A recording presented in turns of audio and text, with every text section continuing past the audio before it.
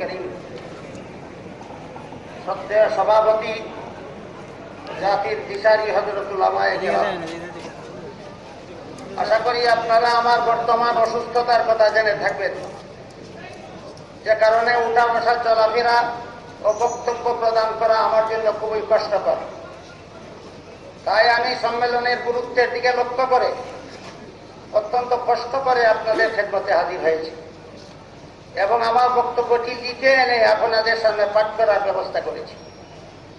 হযরত মুক্তাদায়ে কওম মিল্লাত, আশা করি আপনারা অধ্যকার সম্মেলনের দাওয়াতনামা পত্রে দেখে থাকবেন যে সম্মেলনের আলোচ্য বিষয়ের প্রধান অংশটি হচ্ছে কওমি মাদ্রাসা সম্পর্কে বর্তমান পরিস্থিতি। অর্থাৎ বর্তমান সরকার কওমি মাদ্রাসার শিক্ষা সনদকে যে স্বীকৃতি দিতে চাচ্ছে এ ব্যাপারে উলামায়ে কেরামের সুচিন্তিত মতামত গ্রহণ করা। এ প্রসঙ্গে আমি প্রথমেই একটা দ্বিধাদ্বন্দ্বের নিরসন হওয়া দরকার মনে করি, আর তা হল সরকারি স্বীকৃতির ধরনটা যদি এমন হয় যার দ্বারা কওমি মাদ্রাসার সক্রিয়তা বজায় থাকে না, তাহলে এমন স্বীকৃতির পক্ষে বিভাগ সম্মত নয়, আমিও সম্মত নই, আশা করি আপনারা কেউই সম্মত হবেন না।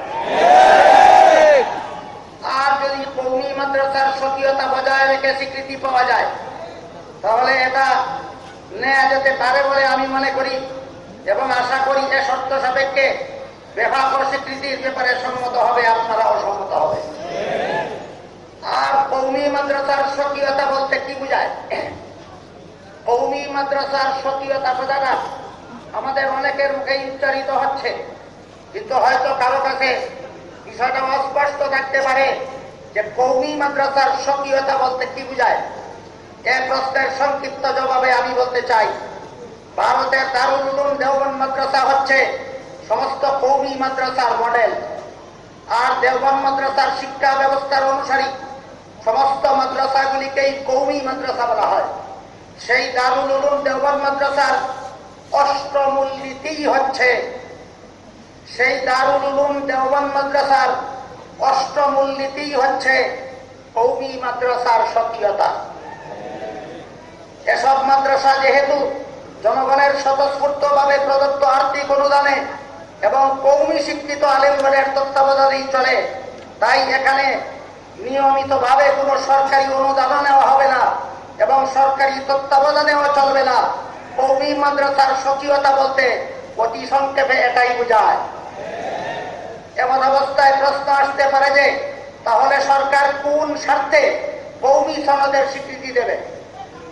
এ প্রশ্নের জবাবের জন্য বিশেষভাবে লক্ষণীয় যে দৈনিক প্রথম আলোর 7/5/2013 সংখ্যায় উল্লেখিত উইকিলিক্স রিপোর্ট অনুযায়ী বাংলাদেশে 23,000 কওমি মাদ্রাসা আছে, আর এসব কওমি মাদ্রাসার প্রায় সবগুলিতেই সরকারি প্রাথমিক বিদ্যালয়ের জাগতিক বিষয় শিক্ষা দেওয়া হয়। এসব মাদ্রাসার ছাত্রছাত্রীদের সংখ্যা যদি সর্বনিম্ন হারে করে 250 জন ধরা হয় তাহলে 23,000 মাদ্রাসার ছাত্রছাত্রীদের সংখ্যা দাঁড়ায় 57,50,000। এই 57,50,000 ছাত্রছাত্রীদের সরকারি প্রাথমিক বিদ্যালয়ের সমস্ত বিষয় শিক্ষা দিচ্ছে এ সমস্ত কওমি মাদ্রাসা, অথচ সরকারের কাছ থেকে কোনো অনুদান নিচ্ছে না। সুতরাং যদি এসব কওমি মাদ্রাসা দেশে না থাকতো তাহলে সরকারকে প্রথমত এই 57,50,000 ছাত্রছাত্রীদের প্রাথমিক শিক্ষাদানের জন্য 23,000 সরকারি প্রাথমিক বিদ্যালয় প্রতিষ্ঠা করতে হতো এবং তাতে সরকারের কোটি কোটি টাকা খরচ হতো। দ্বিতীয়ত এসব অতিরিক্ত প্রাথমিক স্কুলে গড়ে অন্তত 5 জন করে শিক্ষক নিয়োগ করলেও সর্বমোট 1,15,000 শিক্ষক নিযুক্ত করতে হতো, আর এসব শিক্ষকের মাসিক বেতন গড়ে 10,000 টাকা করে হলেও প্রতি মাসে সরকারের 115 কোটি টাকা খরচ হতো, বৎসরে খরচ হতো এর 12 গুণ। তাই একমাত্র কওমি মাদ্রাসার অবদানে সরকারের এসব টাকা খরচ হচ্ছে না। এছাড়াও অনেক কওমি মাদ্রাসায় হাই স্কুলের সিলেবাসের বিশেষ বিশেষ অংশ শিক্ষা দেওয়া হয়, সেগুলির হিসাব না হয় আপাতত বাদেই দিলাম। সবচেয়ে বড় কথা হলো কওমি শিক্ষার প্রাণ শক্তি হচ্ছে শেষ বিচারের দিন জবাবদিহিতার গভীর অনুভূতি, অর্থাৎ পার্থিব জীবনে যে কোনো অপরাধমূলক কর্মকাণ্ড করে সরকারের আইন শৃঙ্খলা বাহিনীকে ফাঁকি দিতে পারেও শেষ বিচারের দিন অর্থাৎ কিয়ামতের দিন আল্লাহকে ফাঁকি দেওয়া যাবে না। এই শিক্ষা কওমি শিক্ষার্থীদের অন্তরে বদ্ধমূল করে দেওয়া হয়। এই শিক্ষা নিয়ে কওমি শিক্ষিতরা দেশের সর্বস্তরের লোকের মধ্যে এই শিক্ষার ভিত্তিতে জীবনযাপন করবার সাধনায় আত্মনিয়োগ করেন, যার ফলে দেশে উল্লেখযোগ্য পরিমাণ সৎ নাগরিক তৈরি হয়। এভাবে দেশের সৎ নাগরিকদের সিংহভাগই কওমি মাদ্রাসার ফসল। আর দেশের নাগরিক সৎ হলে দেশ শাসন কত সুবিধা এবং অসৎ হলে কত অসুবিধা তা আশা করি কোন দেশের সরকারকে খুলে বলার অপেক্ষা রাখে না। এ দৃষ্টিকোণ থেকে কওমি শিক্ষার কত বড় অবদান সরকার ভোগ করে থাকে তা বলাই বাহুল্য। কওমি শিক্ষার এসব অবদানের প্রতি লক্ষ্য করলে একথা দিবালোকের মতো পরিষ্কার হয়ে যাবে যে কওমি সনদের স্বীকৃতি প্রদান করা সরকারের জন্য কতটুকু সমীচীন। সুতরাং আমি ব্যক্তিগতভাবে এবং হবিগঞ্জ কওমি মাদ্রাসা বোর্ডের সভাপতি হিসাবে বোর্ডের পক্ষ থেকে অভিমত ব্যক্ত করছি যে বেফাকুল মাদারিসের মাননীয় সভাপতি হাটহাজারী মাদ্রাসার মহাপরিচালক আল্লামা আহমদ শফি সাহেব দামাত বরকাতুহুমের তত্ত্বাবধানে আহ্বানে সাড়া দিয়ে তারই নেতৃত্বে আমাদের কওমি সনদের স্বীকৃতি নেয়া না নেয়ার ব্যাপারে সমস্ত কওমি মাদ্রাসা পরিচালকগণের ঐক্যবদ্ধ সিদ্ধান্তে পৌঁছা দরকার। এভাবে আল্লামা আহমদ শফি সাহেব যে সিদ্ধান্তই নেবেন আমি এবং আমার বোর্ড তাতে সম্মত থাকবে ইনশাআল্লাহ। আশা করি আপনারাও ঐক্যবদ্ধভাবে আল্লামা আহমদ শফি সাহেবের সিদ্ধান্ত মেনে নেবেন। আল্লাহ আমাদেরকে তৌফিক দান করুন। আমিন। ওয়া আখিরু দাওয়ানা আনিল হামদুলিল্লাহি রাব্বিল আলামিন।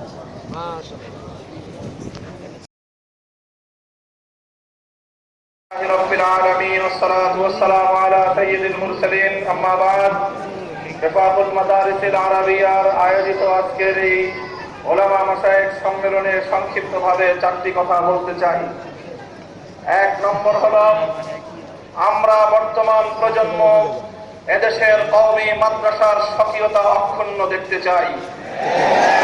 স্বকীয়তার এই শব্দের আমাদের কাছে স্পষ্ট ব্যাখ্যা হলো এই: কোন সরকারের সাথে কওমি মাদ্রাসা সমূহের দাপ্তরিক কোন সম্পর্ক আমরা মানব না।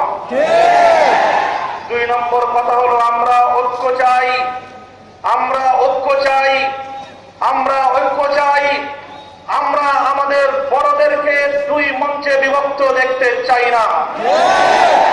তিন নম্বর কথা হলো এই বেফাকুল মাদারিসের প্রতি আজকের এই বর্তমান প্রজন্মের একজন সন্তান হিসেবে আমি দাবি জানাতে চাই, আপনারা আপনাদের চলার পদ্ধতি অটল এবং মজবুত করুন। দাপ্তরিক সম্পর্ক ছাড়া দাওরায়ে হাদিসের সনদের মান সরকারের কাছ থেকে অব্যাহতভাবে দাবি জানিয়ে আসুন। দাপ্তরিক কোন সম্পর্কে কোন বাধা ফাঁদে আপনারা পা জড়াবেন না। অন্যান্য বোর্ডগুলোকে একইভাবে আহ্বান জানান। এভাবেই সামনের দিকে পথ চলতে থাকুন। আজকের বর্তমান প্রজন্ম হাটহাজারী হযরতের নেতৃত্বে বেফাকুল মাদারিসের নেতৃবৃন্দের নেতৃত্বে তারা ঐক্যবদ্ধ এবং সংহত আছেও থাকবে। চার নম্বর কথা হলো এই: যদি সরকারিভাবে কোনো দূরভিসন্ধি করা হয়, বেফাকুল মাদারিস তার স্বকীয় অবস্থান নিয়ে আপন পথে আপনারা চলতে থাকুন। আর আমাদের 150 বছরের ইতিহাস এবং ঐতিহ্যকে সামনে নিয়ে সামনে অগ্রসর হন। বর্তমান প্রজন্ম আজকের নতুন বাংলাদেশ আপনাদের নেতৃত্ব ঐক্যবদ্ধ রয়েছে। মোহতারাম হাজিরিন, আমরা পরিষ্কার ভাষায় বলতে চাই, আমাদের মাদ্রাসাগুলো দেশের প্রচলিত আইন মানবে, আমাদের মাদ্রাসাগুলো দেশের প্রচলিত সরকারদের কাছে জবাবদিহিতা করবে, কিন্তু আমরা কোন সরকারের নিয়ন্ত্রণের ফাঁদে আটকা পড়তে প্রস্তুত নই। আজকে আমাদেরকে ভয় দেখানো হয়, নিবন্ধন করতে হবে, আমাদেরকে দৃষ্টান্ত দেওয়া হয় যে দেশে একটা মোবাইলের সিম কার্ড সরকারি নিবন্ধন ছাড়া চলে না, সেদেশে মাদ্রাসার শিক্ষা ব্যবস্থা নিবন্ধন ছাড়া চলতে পারে না। হীনমন্যতার শিকার সে সকল ব্যক্তিদেরকে আমি স্মরণ করিয়ে দিতে চাই। কওমি মাদ্রাসা সুদখোর ডক্টর ইউনূসের পকেটে জন্ম নেওয়া গ্রামীণ ফোনের সিম কার্ড নয়। কওমি মাদ্রাসা বহুজাতিক কোম্পানি বাংলা লিংকের সিম কার্ড নয়। কওমি মাদ্রাসা 1866 সালে এদেশের আজাদী স্বাধীনতার মুক্তি সংগ্রামের বা যুদ্ধের ময়দানে জন্ম নেওয়া। সুতরাং পরিষ্কার আমাদের বক্তব্য, এদেশের কওমি মাদ্রাসা ব্রিটিশ সরকারের নিয়ন্ত্রণ মানে নাই। এদেশের কওমি মাদ্রাসা স্বৈরাচারী পাকিস্তানি আইয়ুব শাহীর নিয়ন্ত্রণ মানে নয়। বঙ্গবন্ধুর আমলে কওমি মাদ্রাসা স্বাধীন ছিল, জিয়াউর রহমানের আমলে স্বাধীন ছিল। এদেশের কওমি মাদ্রাসা স্বাধীনই থাকবে ইনশাআল্লাহ। সুতরাং কওমি মাদ্রাসার বিরুদ্ধে ষড়যন্ত্র করে কেউ টিকতে পারবে না। আমাদের যদি কোনো সাধারণ ব্যক্তি, কোন সরল প্রাণ ব্যক্তি সরকারের ষড়যন্ত্রের শিকার হয়, আমরা তাকে বোঝাবার চেষ্টা করব। তার বিরুদ্ধে আমাদের কোনো কটূক্তি থাকবে না, আমাদের কোনো গালমন্দ থাকবে না। হাতে ধরবো, পায়ে ধরবো। আসুন হাটহাজারিতে, আসুন আল্লামা আহমদ শফীর কাছে সিদ্ধান্ত গ্রহণ করেন। যদি বিভক্তির পথে যান তাহলে বর্তমান প্রজন্মকে আপনারা সাথে পাবেন না। শেষ কথা হলো এই, আজ বলা হচ্ছে বর্তমান প্রজন্ম নাকি কওমি স্বীকৃতির জন্য তারা পাগল হয়ে আছে, যে কোনো ভাবেই তারা স্বীকৃতির দিকে অগ্রসর হওয়ার জন্য উন্মাতাল হয়ে আছে। আমি বলবো এটা বর্তমান প্রজন্ম সম্পর্কে একটি অপবাদ। আমি বর্তমান প্রজন্মের জরিপ নিয়েছি ফেসবুকে, বর্তমান প্রজন্মের মতামত চেয়েছি আমি ইন্টারনেটে। বর্তমান প্রজন্মের 90% 99% আমাদের সন্তানেরা আমাদের পূর্বসূরীদের পথে চলবার জন্য তারা দৃঢ়। আমাদের নেতৃবৃন্দ মুরব্বীদের কাছে আমরা উদাত্ত আহ্বান করতে চাই, আলাল তাওয়াক্কুলুন আলাল্লাহ, সামনে অগ্রসর হন, সামনে অগ্রসর হন। সরকারের যদি সুবত্তি সুমতি হয় আপনাদের কাছে এসে বেফাকের শর্ত মেনে তাওরাত হাদিসের সনদকে সরকারি মান দিবে।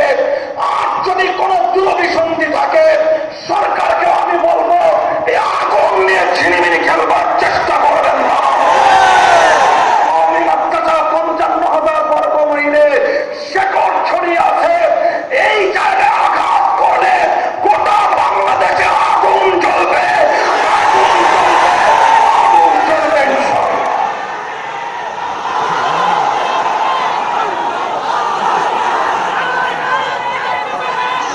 সম্মানিত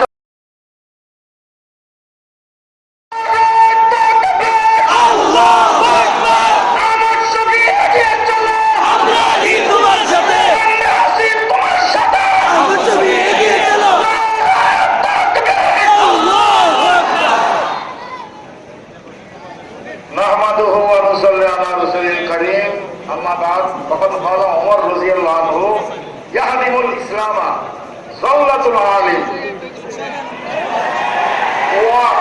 وجدال المنافق بالكتاب وحكم الأئمة المضلين رواه الدارمي। ওলামা, জাতীয় ওলামা মাসায়েখ সমাবেশের মহতরম সদরে ইজলাস, হযরত ওলামায়ে কেরাম, বিভিন্ন দূর দূরান্ত থেকে আগত আঞ্চলিক বোর্ডের জিম্মেদার হযরত, মৌজমি হযরত, সময় কম, কথা বলার অনেক আছে, অনেক আলোচনা হয়ে গেছে, আরো আলোচনা হবে। আসল কথা হলো বহির্বিশ্বে বাংলাদেশের কওমি মাদ্রাসাকে ধ্বংস করার জন্য বড় ষড়যন্ত্র চলতেছে। বিশ্বব্যাংক, ইউরোপ, আমেরিকার কড়া নজর আমাদের মাদ্রাসার উপর।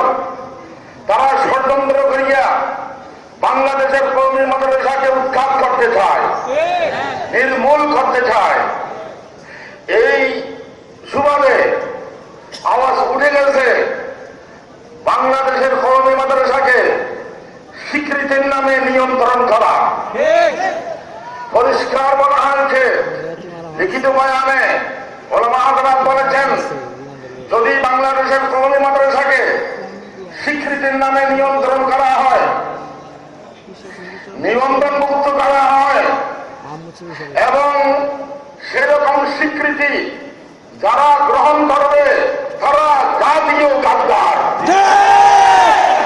জাতি তাদেরকে ছাড়বে না। এবং শোনেন, এবং সরকার যদি দেওয়াবুল মাদারিস ইসলামিয়াকে বাদ দিয়ে, যেটা বৃহত্তর কেন্দ্রীয় মাদ্রাসা শিক্ষা বোর্ড, ওইটাকে বাদ দিয়ে, হক্কানি রব্বানি উলামায়ে কেরামকে বাদ দিয়ে, আল্লামা আহমদ শফী মুক্তাদির হুমকে বাদ দিয়ে যদি সরকার এদেশের কওমি মাদ্রাসাকে নিয়ন্ত্রণ করার জন্য সেরকম কিছু মুতাজিলা মৌলবীদেরকে যদি স্বীকৃতি দেয়, তাহলে এদেশের হক্কানি রব্বানি উলামায়ে কেরাম তৌহিদি জনতা, কোটি কোটি তৌহিদি জনতাকে নিয়ে